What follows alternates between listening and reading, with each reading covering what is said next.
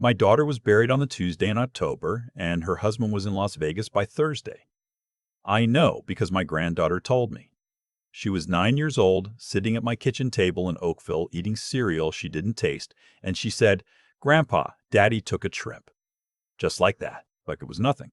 Like her mother hadn't been in the ground for 48 hours. I didn't say anything. I poured myself a coffee I didn't drink and stood at the window looking at the backyard where Natalie used to play as a girl. The maple tree was turning. She always loved October. Her name was Natalie. My daughter. 34 years old, a registered nurse at Joseph Brand Hospital. A woman who still called me every Sunday morning without fail, even after she got married. She died on a Friday evening when her car went off Lakeshore Road, near the QEW on-ramp. The police said she lost control. The roads were dry. It hadn't rained in 3 days. Natalie had been driving that stretch of road for 6 years.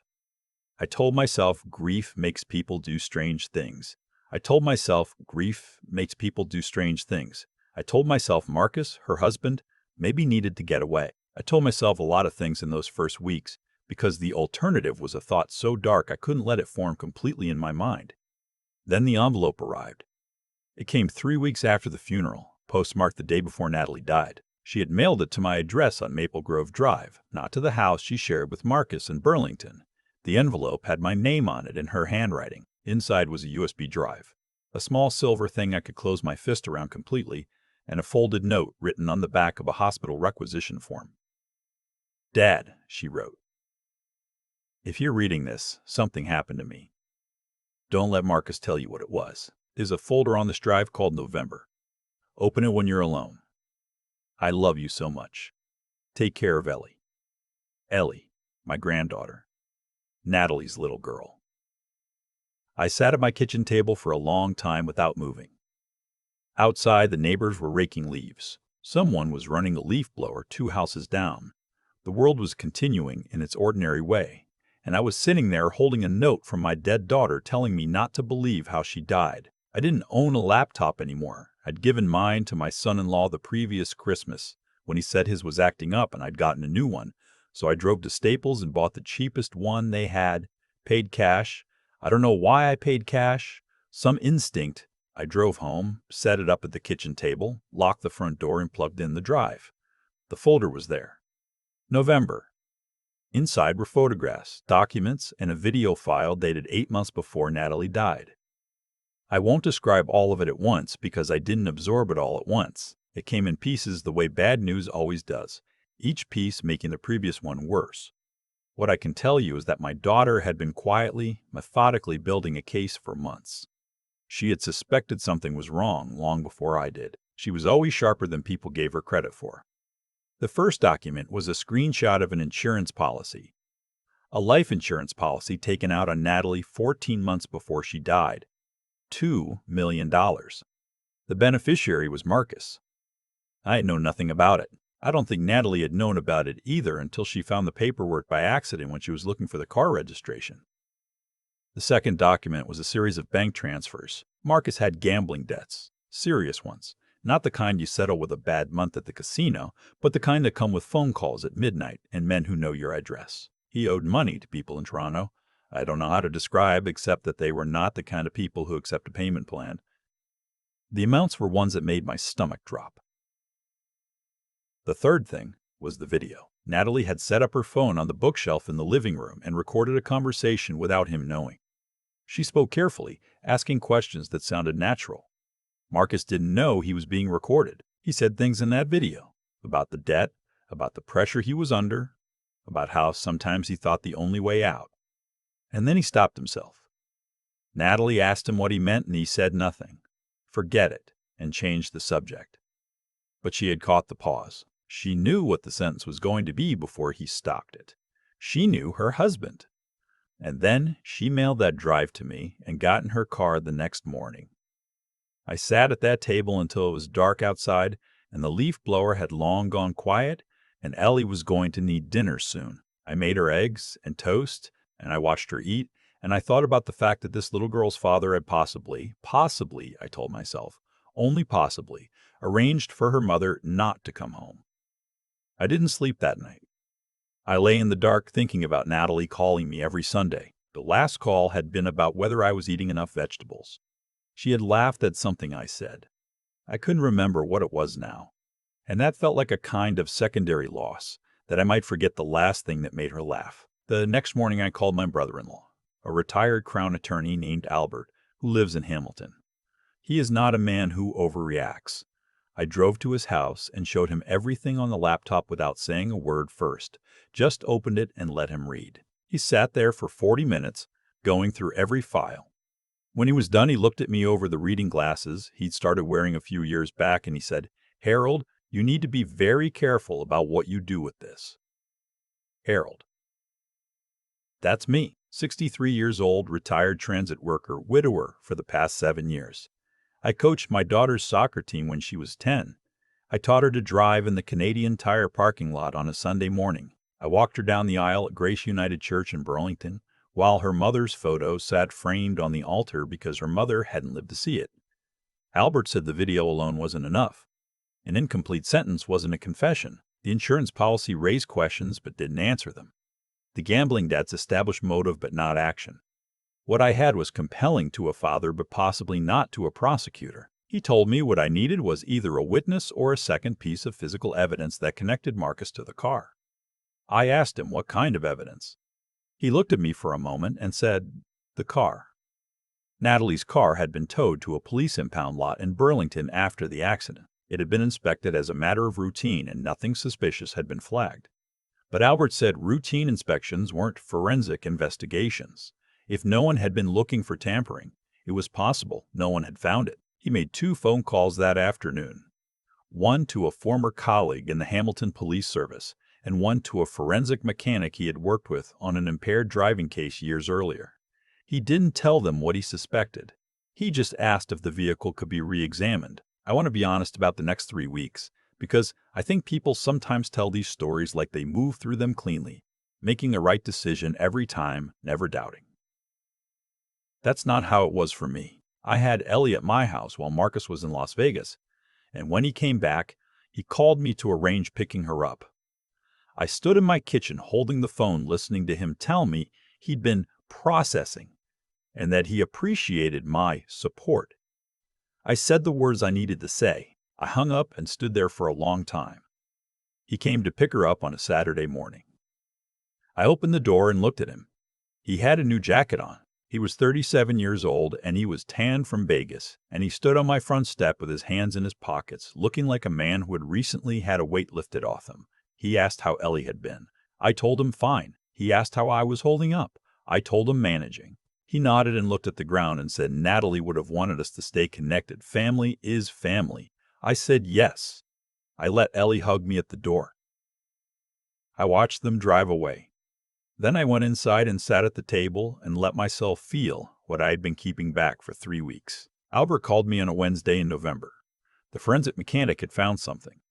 A component in the braking system, a part connected to the brake line, had been modified in a way that was not consistent with wear or road damage. It was subtle enough that a standard inspection would likely miss it. But under the right scrutiny, it was there. Albert's contact at Hamilton Police forwarded the finding to the Burlington OPP detachment that had handled the accident investigation. I need to say here that I was not involved in what happened next. That was deliberate. Albert had told me early on to stay out of it, to not contact Marcus, not ask questions, not do anything that could later be characterized as harassment or interference. I followed that instruction, even when it was the hardest thing I had done in my life. I focused on Ellie. I drove her to school on the day she was with me. I helped her with a book report about a dog. I made her the buttered chicken she liked from a recipe Natalie had texted me the previous spring that I still had in my phone.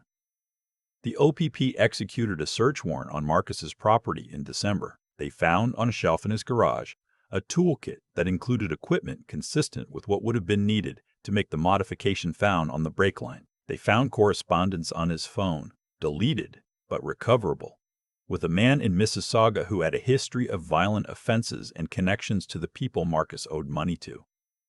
The correspondence was brief and in language that was designed to be ambiguous, but it was there. Marcus was arrested on a Wednesday morning. I found out from Albert, who called me at 7:15 a.m. I was standing in my kitchen in my bathrobe making coffee. I set the phone down after the call and stood very still for a while. I thought about Natalie mailing that envelope. I thought about her driving to the Canada Post outlet on whatever errand she invented as an excuse, slipping that package into the mail, and then going home. I thought about what it must have been like to live in that house and suspect what she suspected and still function, still go to work and put in her shifts and come home and help Ellie with her homework and call me on Sunday mornings to ask if I was eating enough vegetables. She was protecting her daughter. She couldn't prove what she knew, not in a way that would stop anything, so she built the record and sent it somewhere safe. She sent it to me. I don't know if I have ever been more grateful for anything in my life, and I have never been more heartbroken by the shape of that gratitude. Ellie has been with me full-time since Marcus's arrest. We've been through a process that involved Cass and the courts and a family lawyer named Bridget, who's been patient in ways that restored some of my faith in people. My sister drives down from Barrie on weekends to help. My neighbor across the street, a retired teacher named Rosemary, has taken Ellie under her wing in a way I didn't ask for and am more grateful for than I know how to express. Ellie knows her father is in trouble. She knows it in the way children know things. Not all the details, but the shape of it, the weight. We don't talk about it directly yet. That will come in time, with the right help. For now, she sleeps in the bedroom that used to be Natalie's when Natalie was a teenager, the one with the window that looks out onto the maple tree. Marcus's trial is scheduled for next spring. I have the USB drive in an envelope in the drawer beside my bed. I've thought about what to do with it eventually. I think when Ellie is older, old enough, whatever that means, she should know that her mother saw what was happening and didn't do nothing. She made a plan. She took care of her daughter the only way that was left to her. Natalie called me every Sunday morning for 12 years. She never once missed it. I still reach for my phone on Sunday mornings. I probably always will. But I know what she asked me to do, and I did it. That's the only thing I can still do for her now. That, and make sure her daughter knows that her mother was the bravest person I ever knew. I keep thinking about the moment Natalie walked to that Canada Post outlet and slipped that envelope into the mail. She didn't call me. She didn't show up at my door. She just quietly did the one thing she could still do, and then she went home. That's what stays with me more than anything else. Not the trial date, not the search warrant, not the forensic report. It's that image of my daughter doing something careful and brave and completely alone, because she understood that panic wouldn't protect her daughter. Only a clear head would. I've spent a lot of time thinking about what Marcus had and what Natalie had and how it ended the way it did. Marcus had money as a motive, connections to people who could act on it, and enough nerve to go through with something I still can't fully wrap my mind around. By any measure, he held the advantage, but he also believed that being ruthless was the same thing as being smart. It isn't. Ruthlessness is just pressure applied without judgment. What Natalie had was different. She thought carefully. She documented quietly.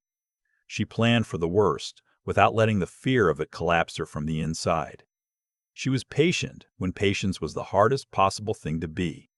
And she was right to trust me. I want to say that plainly because I think it matters. She looked at the people in her life and she decided that her father, a retired transit worker from Oakville, with no legal training and no connections, was the right person to hold what she'd built. Not because I was powerful, because she knew my character. She knew I wouldn't panic, wouldn't confront Marcus before the time was right, wouldn't let my grief make me reckless. She had watched me long enough to know what I was made of, even when I hadn't thought about it myself in years. I think about that when I look at Ellie now. She's going to grow up knowing her mother was taken from her by someone who was supposed to protect her. That's a weight no child should carry, but she's also going to know, when she's old enough, when the words can land right, that her mother saw what was coming and didn't do nothing. She thought it through. She acted with everything she had. She made sure her little girl had somewhere safe to land. There's a version of this story where I tell you that the system worked perfectly and justice was swift and clean. It wasn't. It took months. It took Albert's patience and a forensic mechanic and a prosecutor willing to build a case from pieces that each one individually might not have held. It took Natalie building that record in secret while living with a man she had reason to fear. None of it was clean, but it held. The truth held because one person had the discipline to document it, the courage to act on what she knew, and the love to think beyond herself when everything must have felt impossible. Those things: doing right by the people who depend on you, thinking clearly when fear is loudest, staying the course when giving up would be so much easier. Those are not small things. They are, I think, the only things that actually last. Natalie called me every Sunday. She asked if I was eating enough vegetables. She laughed at something I said the last time, and I can't remember what it was, and I have made a kind of peace with not remembering because what I do remember is everything else. 34 years of everything else. I keep the USB drive in the drawer beside my bed. One day I'll give it to Ellie. Not to make her angry. She'll have enough of that on her own terms. But so she knows that her mother was paying attention. Her mother was thinking of her. Right up until the very end, her mother was thinking of her. Right up until the very end, her mother was thinking of her.